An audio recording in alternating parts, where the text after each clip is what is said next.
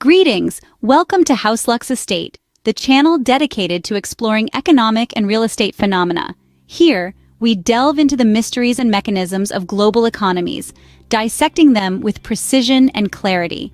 Today, we're embarking on an intriguing journey, investigating 5 reasons why third-world countries never grow. We'll uncover the factors holding back these nations from economic growth and prosperity. So, prepare to dive into a world of knowledge and discovery. Stay tuned as we dive into the intriguing reasons why some nations struggle to grow. Starting off, the first major reason that hinders growth in third-world countries is inadequate infrastructure. Infrastructure, in its simplest terms, refers to the basic physical systems of a business or nation. These include transportation systems like roads and bridges, utilities such as electricity and water, and facilities such as hospitals and schools. It's the framework that allows economic activity to occur.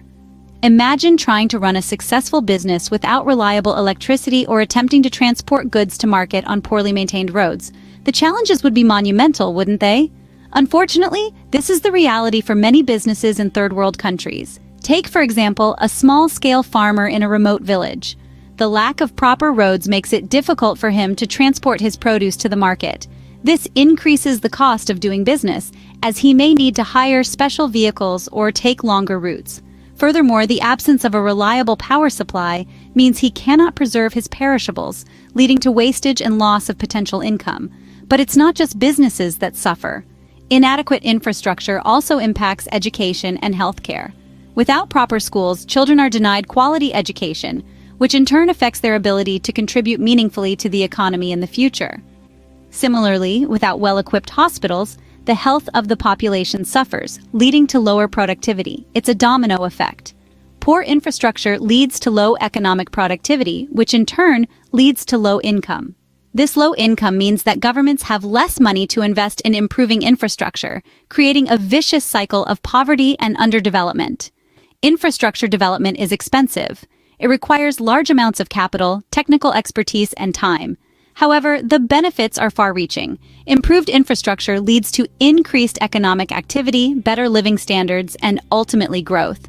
But it's not just about building roads or power stations. It's about creating sustainable, resilient infrastructure that can withstand the challenges of the future, such as climate change and technological advancements. Without robust infrastructure, economic growth is often stunted, keeping countries in the third-world category. The second significant factor is the poor education system prevalent in these countries. Now, imagine a society where the education system is either lacking or is so rudimentary that it hardly serves its purpose. This is the grim reality faced by many third-world countries today. Education is not just about learning to read and write. It is about acquiring skills, knowledge, and the ability to reason critically. It is through education that individuals gain the necessary tools to innovate, solve problems, and contribute to the economic growth of their country. However, in many third-world countries, the education system is plagued by issues such as limited resources, outdated curricula, and poorly trained teachers. This results in an education that is not only inadequate, but also irrelevant to the needs of the modern workforce. Consider a young man in a rural village. He may have been lucky enough to attend school, but the quality of education he receives is subpar at best. His school lacks basic resources like textbooks and computers. His teachers, though well-meaning, are not adequately trained and struggle to pass on the necessary knowledge and skills. As a result, when he graduates, he is ill-prepared for the job market. In contrast, companies and industries today are in dire need of skilled labor. They require individuals who can think critically, solve complex problems, and adapt to rapidly changing technologies. But when the education system cannot produce such individuals, these companies struggle to grow and innovate, stifling the country's economic growth. Furthermore, an inadequate education system limits the opportunities available to individuals, trapping them in a cycle of poverty and underdevelopment. This has far-reaching implications, not just for the individuals affected, but for the society and the economy as a whole. In conclusion, it is clear that a robust education system is foundational to the growth and development of any country. A faulty education system can lead to a workforce that is not equipped to drive economic growth. Another crucial reason is political instability, which is a common issue in many third-world countries. Political instability can take many forms, from frequent changes in government to civil unrest and conflict. These situations often lead to a lack of continuity in policymaking, which in turn can disrupt economic growth. Imagine trying to build a business in such an unpredictable environment. It's like constructing a house on shifting sand. The constant change makes it difficult to plan for the future. Let's consider a hypothetical country. We'll call it Nation X. In Nation X, the government changes hands every couple of years. Each new administration brings its own set of policies and priorities, and the constant change makes long-term economic planning nearly impossible. Businesses struggle to adapt to the ever-changing rules and regulations, and many potential foreign investors are deterred by the uncertainty. Now, think about a country plagued by civil unrest or conflict. In such a scenario, the focus is often on immediate survival rather than long-term economic growth. Infrastructure can be damaged or destroyed, and human resources are diverted away from productive activities. Moreover, the uncertainty and fear that come with conflict can drive away both local and foreign investors, further hindering economic growth. Political instability also breeds corruption, as those in power may seek to enrich themselves before their time in office ends. This erodes public trust and can lead to social unrest, further exacerbating instability. It's a vicious cycle, but it's not all doom and gloom. Some countries have managed to break this cycle.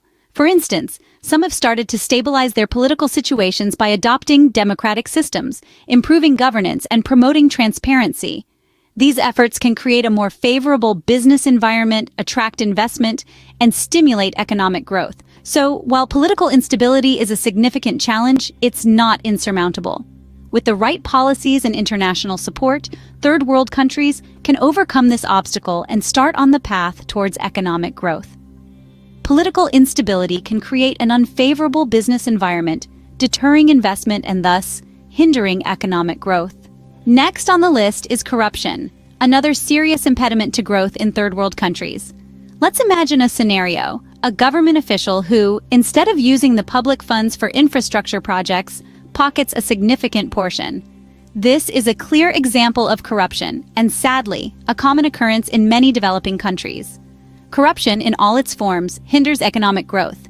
It diverts funds from important sectors like education, health, and infrastructure, which are the backbone of any thriving economy. When public funds are misused, it's the ordinary citizen who bears the brunt. They get stuck in a cycle of poverty, with little to no opportunities for upward mobility. Consider another scenario: a businessman who has to grease the palms of officials to get his project approved. This not only increases the cost of doing business, but also discourages entrepreneurs from setting up businesses. The end result? Stifled innovation and limited job opportunities. In addition, corruption breeds mistrust in government, leading to political instability and social unrest. It's a vicious cycle that further impedes economic growth. But it's not all doom and gloom.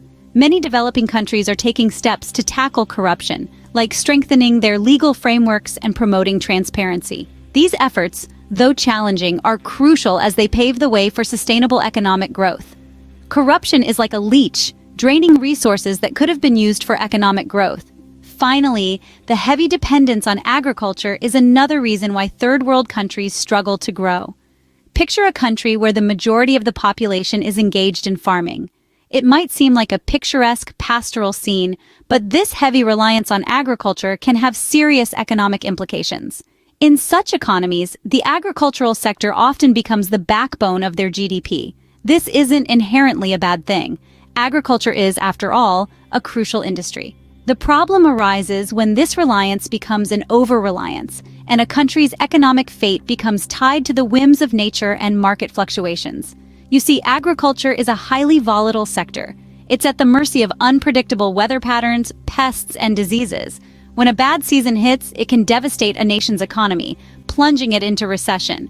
Moreover, this dependence often means that other sectors of the economy are neglected. Resources that could be used to develop industries like manufacturing, technology, or services are instead funneled into agriculture.